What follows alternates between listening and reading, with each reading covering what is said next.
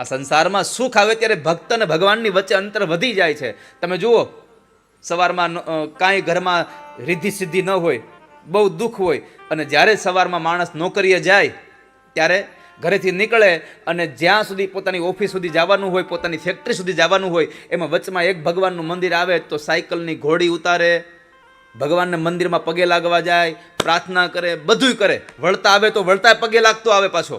અને જેવી સાયકલમાંથી સરસ મજાની મોટરસાયકલનો મેળ ભગવાન કરી દે એટલે હોર્ન મારીને વિયો જાય, ટીટ ટીટ. આ નરી વાસ્તવિકતા છે, આ નરું સત્ય છે.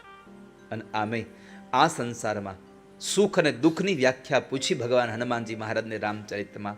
તો રામચરિતમાં હનુમાનજીને પૂછ્યું કે હનુમાન, આ સંસારમાં સુખ અને દુઃખ શું? કોને સુખ કહેવાય, કોને દુઃખ કહેવાય? ત્યારે હનુમાનજી એટલું જ કીધું, જબ તવ સુમીરન ભજન હોય. ભગવાન, આ સંસારમાં આ જીભ જેટલી વખત ભગવાનનું નામ લે એટલો સમય સુખ છે, અને આ જીભ જેટલી બીજી વાતો કરી બધું દુઃખ છે. જબ તવ સુમિરન ભજન ન હોય, ભગવાનનું નામ ન લેવાય તો સુખ નથી, એ દુઃખ છે બધું.